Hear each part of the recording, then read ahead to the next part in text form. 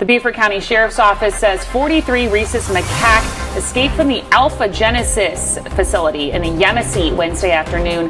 When 43 monkeys escaped from a South Carolina research facility in the fall of 2024, it reignited the controversy over exploiting these intelligent and sensitive beings for outdated, ineffective, and cruel experimentation. You are a senior research scientist for Peta, and the other very significant thing is you're formerly a lab research scientist. So you really have a unique perspective.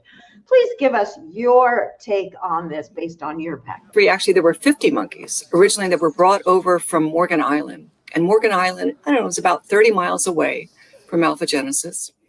It's an island where for the last, about 40 years, 45 years, generations of rhesus macaques have lived on that island. That island was stocked. It was kind of like a giant shopping center, a grocery store for the industry. And so they put animals on there. And there are 4 generations of rhesus macaques who've lived on that island. And when they're there, they're doing their normal macaque thing for the most part. They know everybody on the island. They're related. The moms get to keep their babies. They get to grow up together. But whenever Alpha Genesis gets an order for monkeys, oh my God, they go in and they grab a bunch of them. And they take them out. They bring them back to the facility in Yemassee. They drop them into a cage. And this time when they did that, 43 of those monkeys said, no, I'm not staying here. And wow. A new technician left the door open, left a couple of doors open. I truly do not believe it was intentionally. You don't do something like that intentionally. But, thing about macaques is, and particularly macaques who have lived in the wild, they're going to take that, the moment they see an opportunity, boom, they're out there. And that's what happened. 43 of them took off. But here's a really important point that no one's really talked about yet, is that the reason they stayed around, those 43 out of the 50, is because macaques are like the Marines of monkeys. No one gets left behind. And those 7 animals that were still in that cage, the 43 on the outside would have known them. It would have been their aunties, their sisters, their cousins, and they were not going to leave those animals behind. Yeah. This is such an incredible insight to this, how much like us they really are, and how incredibly atrocious the way we treat them. They are fully cognizant to know, oh, my relatives or my tribe is back there, we won't leave. This is an insight that people don't have. And let's just tell people a little bit about why you are so informed. Well, I literally grew up in the primate biomedical industry, working in primate facilities throughout the U.S. I also did a lot of work in sanctuaries in Asia and Africa. I began my career with Rute Galdicus, with the orangutans, and with the long-tailed macaque. So for me, it's always been about the macaque. I know them. I speak macaque. I understand who they are and what they need and where they live and how they live. And I also am unfortunately all too familiar with what their lives are like once they're caught up in the laboratories. This is personal. I mean, when someone talks about dispassionately, 50 or 43, 3 or 4 kilo female rhesus macaques escaped. You know what?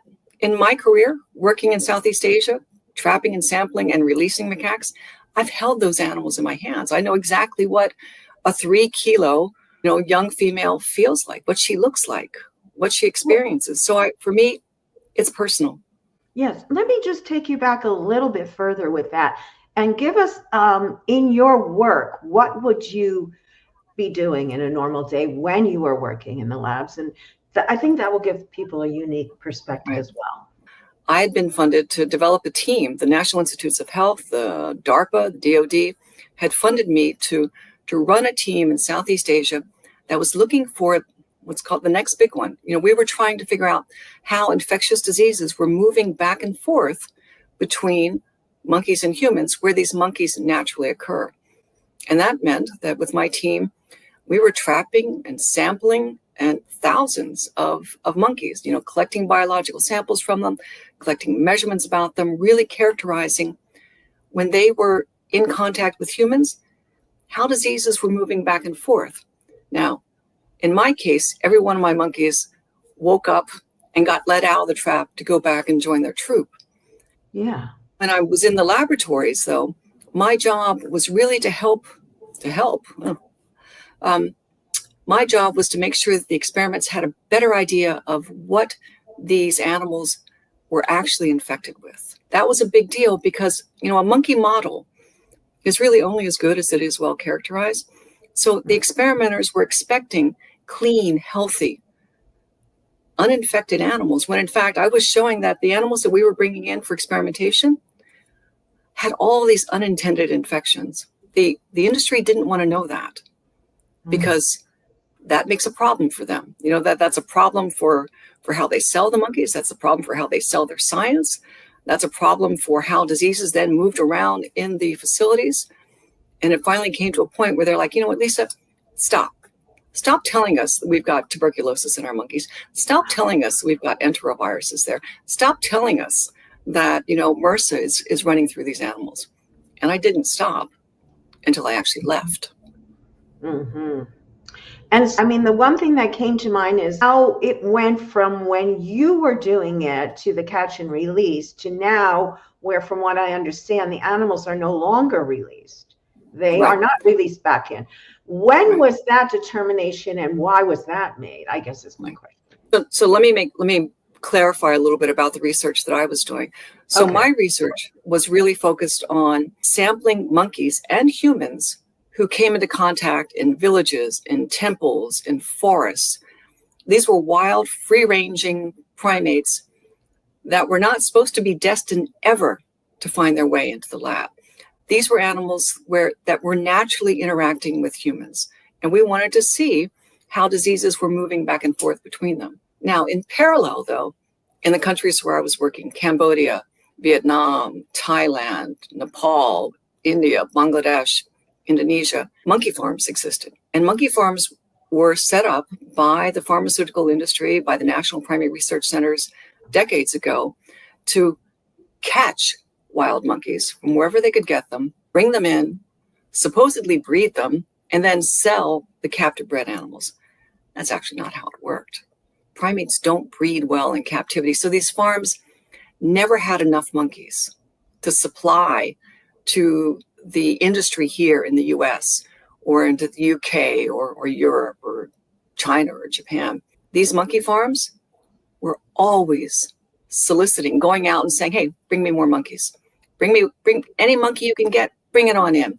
I'll take it. And we'll pretend that it's a captive bred monkey so that we'll fill out the paperwork that it's a captive bred monkey so that we can then sell it to, whoever's coming knocking on our door asking for the next shipment of a few hundred monkeys. Yeah. I think the whole aspect of because it's captive bred, it makes it okay is absurd. Look at that. Oh, He's taking a nap, but he's always alert. He was, before that, someone was grooming each other. I mean, this is what macaques are supposed to be. You saw the beautiful colors of their fur. Their face had been darkened because they'd been out in the sun. They had each other. They were grooming. They were interacting. Mom was there with her infant. This is macaque life. That she's holding on to his leg, allowing him to explore, but making sure that she's protecting him, that she has her hands on him. I mean, this is what any mother would do.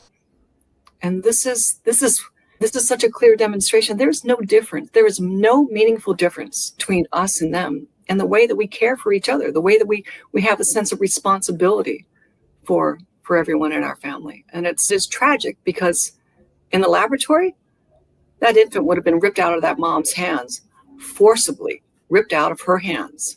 The CEO of Alpha Genesis was like, oh, we're going to give them peanut butter sandwiches when we catch them. And, look, it's all happy. It's fun. It was almost like it was a circus. But that's not the dirty side of this. That's not the reality of this. The to get those monkeys back, some of them were going to be darted. Some of those animals have not been caught. One of the things that is positive about this is that people are seeing these monkeys for the first time. They're seeing them kind of as individuals. Often when we talk about laboratory monkeys, we only see them in the cages, in the metal cages. And I think that cage makes some people turn away. It does. When you see a monkey, you see a monkey though out in the trees, you turn towards it because they're such beautiful animals. You see them running across the ground. You see them leaping through the canopy and you're like, wow, that's a really cool, really amazing animal. And so people are seeing that, and then people are hearing, wait, that's part of like 3 or 5 or 7,000 monkeys that are in the laboratory here. We're still using this animal who looks so much like me, who behaves so much like me. We're using them in the labs. People didn't know that. So, when these monkeys escaped, their celebrity status actually allowed people to see them and understand, and that's good for them. That was needed. Yes, I hope that this results in a lot more awareness. And so I'm going to ask you this question. If people are appalled by what they've heard so far, what do you recommend that they do, Dr. Lisa? Go to Peta.org, put in alpha genesis, and you will see that we've got calls to action where you can actually reach out to the National Institutes of Health. Because these 43 monkeys were actually destined. The National Institutes of Health was the client. They're the ones who basically said, give us these monkeys. Tell the National Institutes of Health, stop spending our taxpayer dollars. Tell the National Institutes of Health that these animals who have now been in what we've technically referred to as an uncontrolled environment can't go back into experimentation. They've been out wandering around Yamasee, foraging at the Chinese restaurant, coming into contact with the wildlife there, coming into contact with people. That's no longer what is considered a captive bred controlled environment. And in that case, it's very likely that alpha genesis is going to kill those animals. And we can't let that happen. PETA actually had a donor come forward and pledged $250,000 to get these animals into sanctuary. Born Free USA, sanctuary in Texas, has said, hey, we will make room. We will accommodate these animals.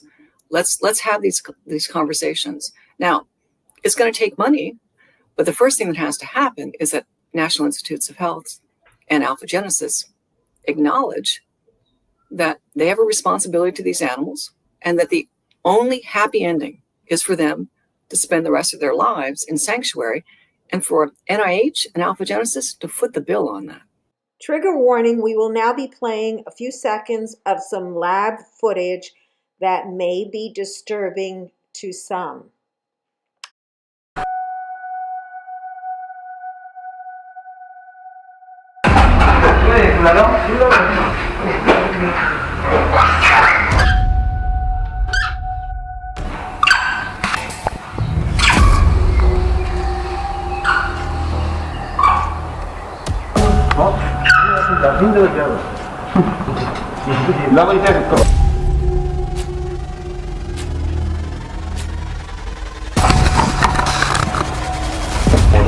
Oh my gosh, that was shocking. You just saw the monkey importation pipeline, experimentation pipeline from Mauritius, where the companies have monkey farms, but they're still pulling monkeys from the wild. You saw the violence in the horrors that those animals experience. You saw the injuries. You saw the viciousness with which these primates, you and I are primates, macaques are primates. We, again, go back to what I said before, we feel in the most important ways, there's no difference. They feel that pain. They feel that terror. They feel that anguish and distress. It is written all over their bodies. In their right mind, think that subjecting an animal to those types of conditions is in any way representative of the human experience. And yet we are asking these monkeys to be our safety filter, to step in for us. How much longer do we need to see the data that comes out? The data that says from the scientists, 90 to 95% of what is supposedly safe and effective in the animal model fails in the human model before this industry says, okay, I get it. What's the I want pushback? to, Why would they be so, yeah, what's the pushback? this is a multi-billion-dollar industry that has developed this infrastructure. You know, there's the monkey pipeline bringing in monkeys from Mauritius and Southeast Asia. There's the infrastructure of these big facilities here in the US. There's the caging infrastructure. When you have something in place, it's really hard to wrestle that out of an industry's hand. That being said, the industry, including the pharmaceutical industry, because the clients are saying, you know what, man, these monkeys are coming in, they're sick, they're dirty. You know, I'm halfway through my study, and all of a sudden one of them, you know, pops with tuberculosis. I want to do better science. I want to make sure that my drugs and treatments can get into clinical trials faster. So clients are saying, don't give us the monkeys. Let's focus on the non-animal methods, the new alternative methods. And this makes so much sense, because what these NAMs, non-animal methods, new alternative methods, however you want to say it, what these NAMs are, is that it actually relies upon human tissues to test drugs that are going to be applied to humans. So it's not a monkey in a cage. You know, it's a 3D printed tissue. It's organs on the chip. If you want to understand what's going to work in a human, you don't use monkeys. You don't use monkey tissues. You actually have to use human biology, human immunology, human physiology. And this is where the scientific community is absolutely exploding with innovation. You know, a decade ago, the use of NAMs, new alternative methods, I mean, it was a teeny tiny fraction. It was almost, you know, very few scientists were doing that because the money wasn't there. You know, National Institutes of Health, the other big funders weren't putting the money out, but that's changed. You know, and certainly it was COVID that really kind of exploded this new industry, focusing on, if you want to improve human health, then you use human tissues, human samples, human physiology. The scientists like yourself that know what's going on, is there a pushback from the scientists, and why is this so slow?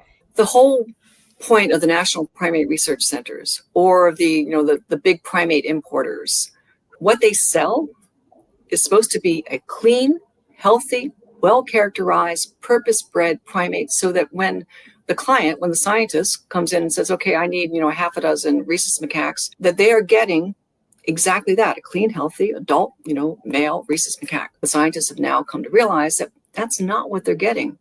In 2019, an investigator at the Oregon Health Sciences started a study. And about halfway through his study, he realized that his monkeys had tuberculosis.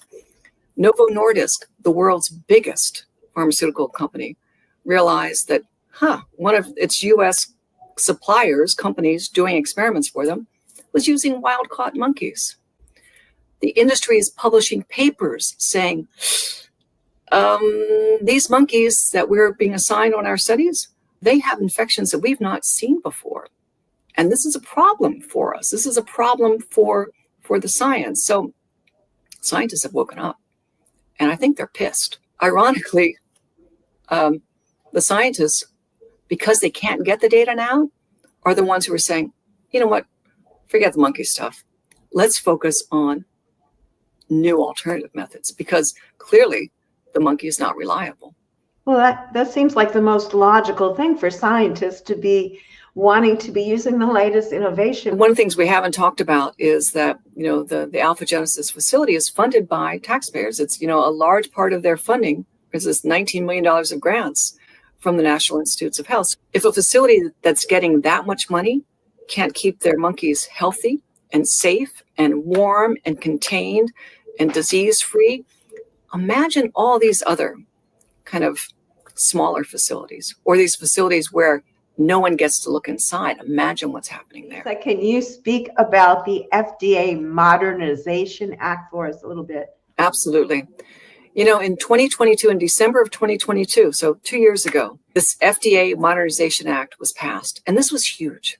This was the first time in decades that the FDA came out and said, again, recognizing that the animal models were consistently failing, the FDA said, we're going to allow the scientists to focus on these non-animal methods, these new alternative methods, the organs on the chips, the methods that were focusing on human physiology, and allow the pharmaceutical industry and the experimenters to submit to the FDA the results using those types of non-animal methods. This was so long overdue.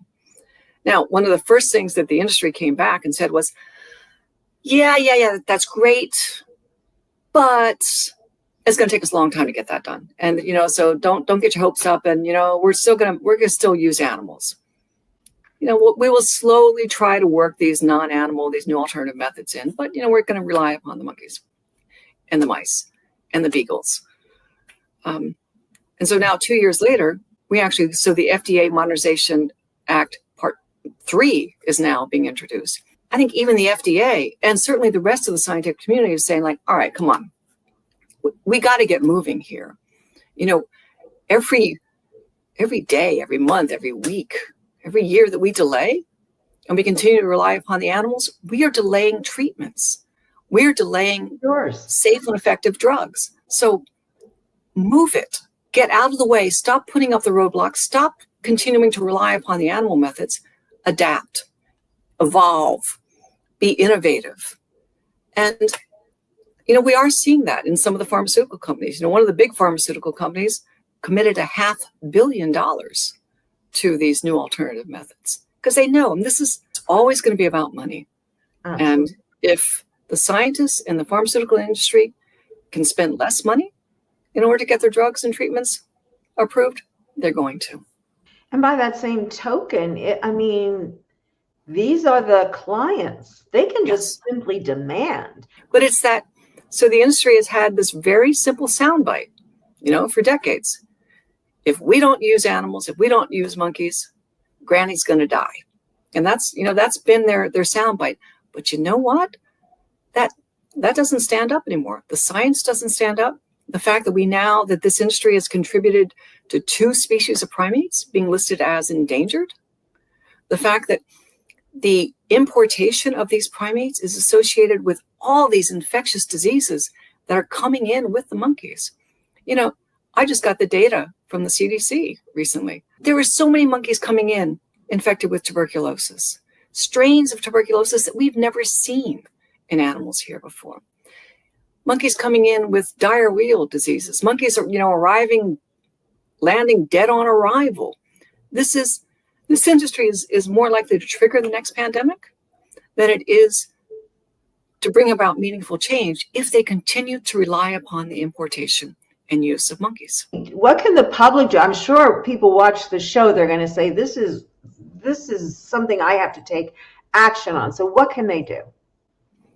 Go to Peta.org.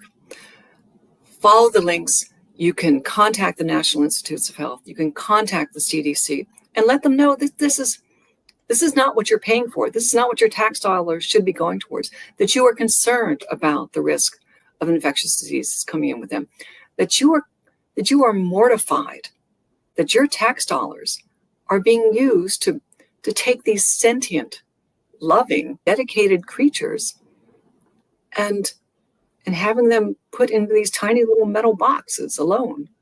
We've basically ridden on the backs of these monkeys. We have taken everything from them. There is never a happy ending for these animals. You saw it at the beginning of the show. A macaque belongs in their troop, with their friends, with their family, doing their monkey thing out in the wild, where they are critical parts of the ecosystem. Once they're caught up in the experimentation pipeline, the only way that they end up is in a red biohazard bag being dropped into an incinerator. I would just urge everyone that sees this show to take action, to contact PETA and take the steps. There's letters that you can write. It's set up very easily too, isn't it? It's set up so easy.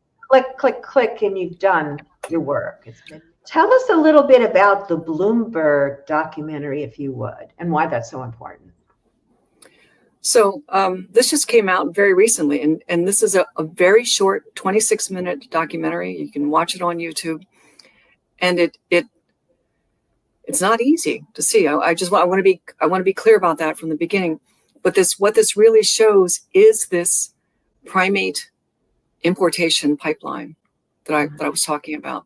And it also talks about an undercover investigation that U.S. Fish and Wildlife Service did in Cambodia that ripped open the curtains. How these monkeys get from the forest into the cage. You learn about the monkey laundering, this falsely taking wild monkeys and pretending that they are somehow captive monkeys and sending them off to the U.S. You learn about how officials in these countries are corrupt. You learn about the monkey smuggling. I think it's really important that people see this because most people don't know how dramatic it is that this is going on at this stage. If people don't see this, then they can't fight back. They can't take the actions that they need to do in order to make sure that this stops, that the primate importation pipeline is shut down, that the door is closed. Well, I have to thank you so much for coming. It's always informative. We're hoping this happens sooner than later. It looks like has been some great progress, but it sounds like you really, really are asking the public to step up now because we're turning than ever. So please, everyone, step up now. Tell everyone. Tell everyone. That's the thing. It's once people know, once people see it, you can't unsee it, and that means this industry can no longer operate in secrecy. That's true. That's very true. We can all have a part in that. Thank you for watching Action Hour on Unchained TV. Thank you, Dr. Lisa, for being on today. Always a pleasure. Thank you so much. Remember to go to peta.org, search Alpha Genesis to take action. You've been watching Action Hour on Unchained TV streaming network. I'm your host, Lindsey Baker. See you next time, and thank you for watching.